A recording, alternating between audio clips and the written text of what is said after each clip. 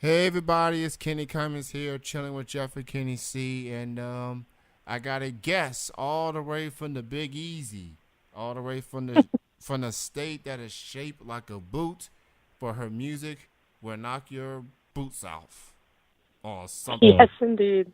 That's probably an awkward way to start the show, but nonetheless, I'm joined with Miss Carolyn Broussard.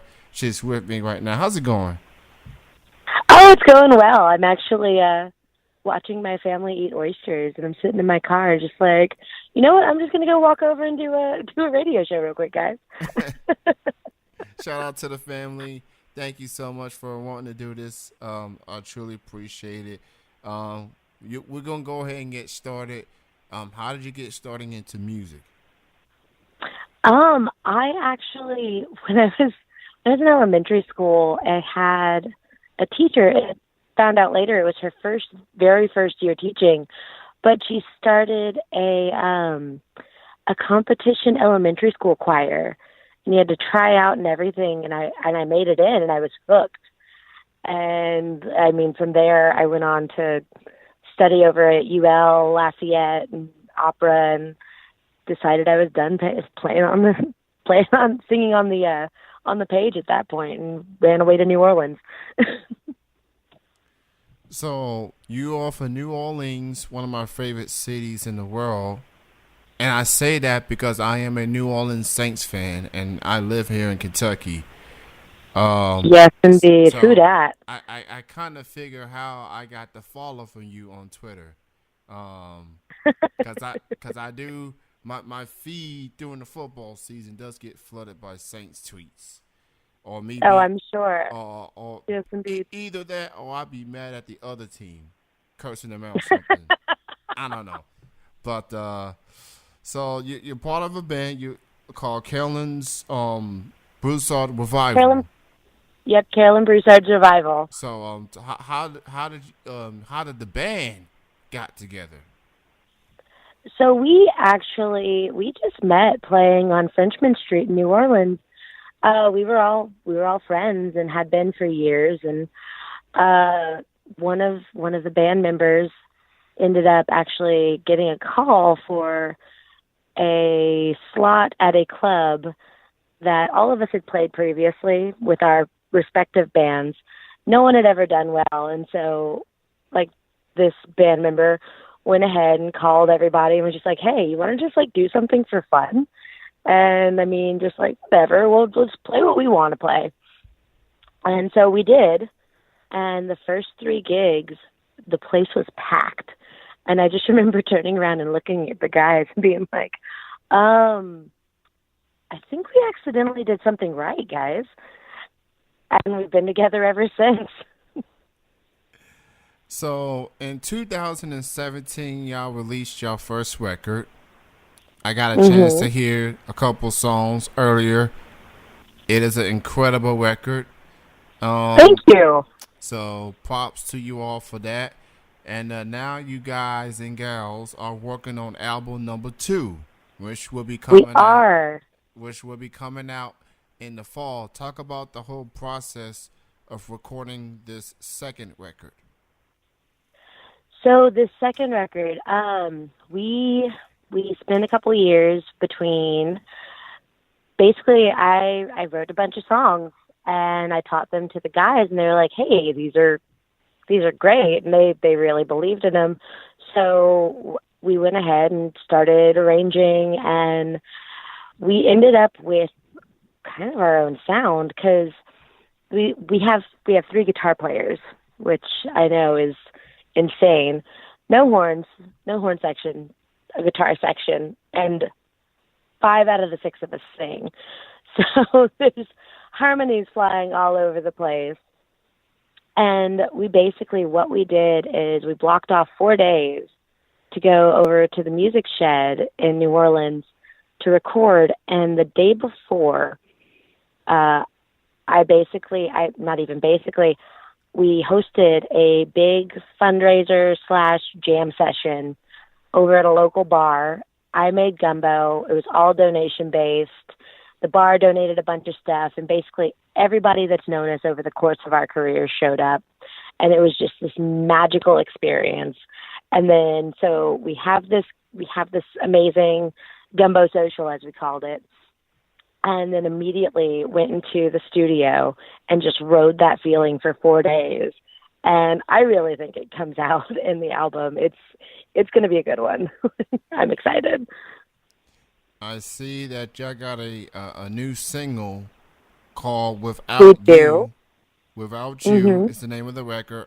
I don't believe that it's out on the digital platforms just yet, but It's uh, not. This is actually a rough mix. This is like a super. This is the first time anyone's heard it. Super, super like sneak peek into what's going on. I'll definitely make sure to play a sneak peek of this like before the interview gets played, so people at least get a glimpse of Yes, what to expect. That's the I beauty of appreciate that. interviews, pre-recorded, being edited, and I can just add anything I Oh want yeah, that's to. right. So that's pretty cool. So thank you for, I guess, letting me be the first radio personality of any kind to give the people, your fan base, Yeah. a glimpse of the new music that y'all have in the works. So for you, Carolyn, who are some of your musical influences? Who inspired you to do music? So as a little girl, I used to hold up in my room and Patsy Cline, Ella Fitzgerald, um, let's see, Willie Nelson. Um, oh God, I remember stealing my dad's Simon and Garfunkel CD. Like, just I remember dancing to the Commodores and like all of these people like really shaped who I am as a musician.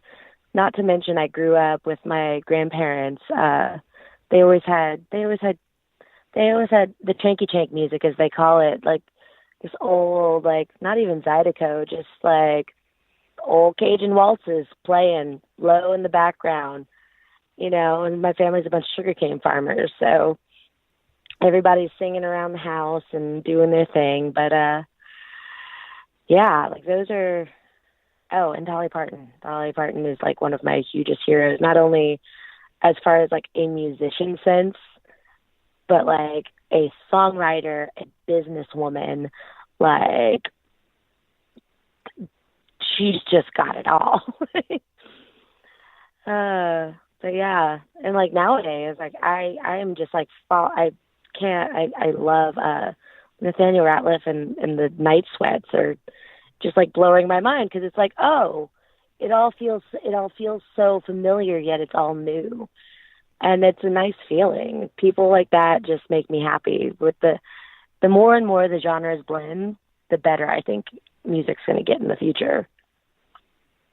I do love me some Commodores, Oh, me especially too. my parents. They play, well, my dad in particular, because he likes to play the music and stuff himself in his Mhm. office, and I'm like, Daddy, who's that? No, that's the Commodores. This is some good music, back when I was young, back when I was your Oh yeah. age. So, and parents love to remind the current generation folks, of the good music that came out, and I'm not gonna argue. Oh yeah. I'm not gonna argue with them because I agree. I like Commodores. I like the Motown. Mhm. I love some of that music back then, and it's just you can play it in front of young folks, old folks, and people are guaranteed gonna have a good time and dance. So Absolutely. And it's that's one of the things, like, so, like, Carolyn Broussard's Revival, like, as a whole, as a band, as, like, what we do. So, like, by the way, if you ever find yourself in New Orleans, every other Sunday we're over at a club called 3090 on Frenchman Street. And we call it our Sunday Social. And we've got a bunch of locals that come every other Sunday, a bunch of tourists that just randomly show up.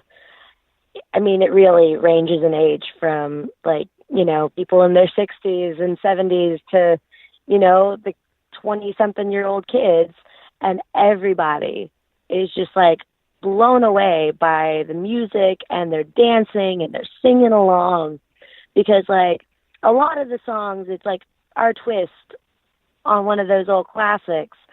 But then we've also got our original music that just fits so well and mingles in with everything else.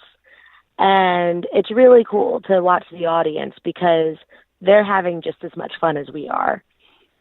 And it's really just, it's a wonderful feeling.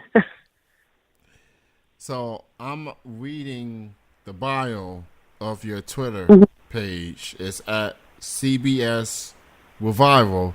And I do want to point out, it does say CBS. They are in no way affiliated with the network known as CBS. Just Oh gosh, I didn't even think about that till you just said it. so I just want to point that out. But Thank you. Oh my God. So New Orleans Southern rock for those who like some Mavis Staples, Margot Price, and I like that. I like that. I like me some Mavis Staples. Oh yeah, I was actually just thinking as we were talking, I'm like, I can't believe I forgot to mention Miss Mavis. Like, I cannot believe I forgot to mention her, because she, like, God, that woman is just so powerful. That's really all. I can't even like put it into more words than that, really, because she's a force. She's a force, and she has, like, I think honestly in our set, and like even on our current album, Now Is the Time, we've got 2 Staple Singers songs on there: Touch a Hand, Make a Friend, and Freedom Highway. And like, you know, they're civil rights era songs that still, like, they're relevant. They're still relevant. And like all of those old songs, all of her new songs, we've got several of her. We've got like Step Into the Light that we do by her, and her version of This Little Light of Mine, which is just like, it just absolutely, it's jarring. It like, just, she is such an amazing woman. She truly is, and she's coming to my neck of the woods in August Nice. for a festival. So I got to go check her out in person, cause oh yeah, she's amazing. I got to get a glimpse of that. So what are some upcoming shows, upcoming events, festivals, anything else that your band is going to be a part of that your fans need to keep an eye on? Upcoming shows. I mean, if you're ever around New Orleans, every other Sunday, like I said, we've got the Sunday social. We've got one this coming Sunday, tomorrow, and it just goes from there. We'll be over at the Creole Tomato Fest over at the Mint in New Orleans. We're there like at 11 o'clock in the morning, opening up the festival. And a staple on Frenchman Street as well is we've got our very first performance over at BBA on May 24th, opening up for Dave Jordan and the NIA. So that's a really exciting one, because that's a great venue that we've been working towards for a while. And I'm currently planning a solo tour, a couple of small solo tours around and about for the summer, which I'll be around Texas. Like I said, I'm still planning them. So I'll be in Texas, Mississippi, the Panhandle. I'm definitely going to make it up to Tennessee and a little bit of North Carolina. So if you join our mailing list, you can keep abreast of all of that, which there's a way to, if you go to the Twitter page, there's right there the text to join. If you text CBR to 22828, you can join our mailing list, and it actually comes with a free download of our recording of Yes We Can. So go check out the website at Carolyn Broussard Revival.com, or better yet, Carolyn Broussard's with a S and Yep. revival.com for the music, social media feeds, photos, everything involving Carolyn and her incredible fellow bandmates traveling not just in New Orleans but some areas in the country. So go check that out. And Carolyn, it was great to have you on the show. Thank you so much. Truly Absolutely. appreciate it. Thank you so much, Kenny. And be on the lookout for album number 2 coming out in the fall.